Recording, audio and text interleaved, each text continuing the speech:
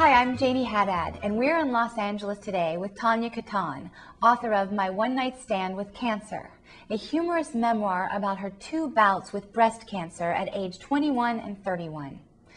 Hi, Tania. Thank you so much for being with us today. Thank you. Tania, can you tell us about how you discovered you had breast cancer not once, but twice? Well, I'm not really good at finding things like my keys and Right. Outdated books and cancer. So when I was 21 years old, I had a girlfriend named Dawn who looked kind of like Pony Boy from The Outsiders, which means she was tough and had no hips and she was a little toxic.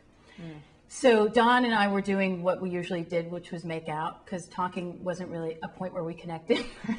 And Dawn touched my right breast and found a lump in my breast that turned out to be breast cancer. So that was the first time. Then we fast forward 10 years later to, I'm 30 years old. I'm dating another sort of toxic girlfriend named Sal. And again, we're making out.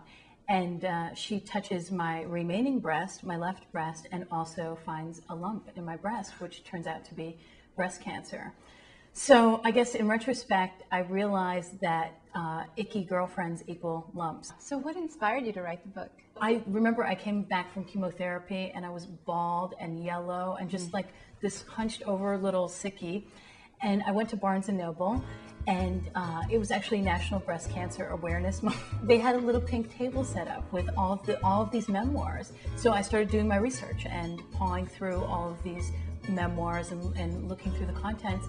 And I didn't see a memoir about a sassy Jewish girl who had the BRCA1 gene.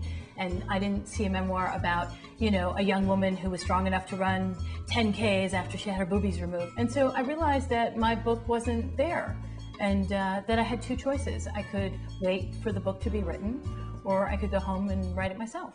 So you run Topless. I run Topless for specific races. I don't usually take off my top for a race to raise money for heart disease. I just do it to raise money for breast cancer research. I'm very specific with my taking off of my shirt. People respond in a lot of different ways. I've had people come up to me and hug me and just start crying, or people tell me how brave they think I am. I've had people tenderly avoid my gaze and be really sort of uncertain about what they were seeing. Right. And I think that I know that when I'm presenting this visual reminder of why we're all racing for a cure, that it's hard for people to digest, because, you know, how many times do you see a woman with 2 mastectomy scars jogging down your block? So the cover. My One Night Stand with Cancer, a cupcake.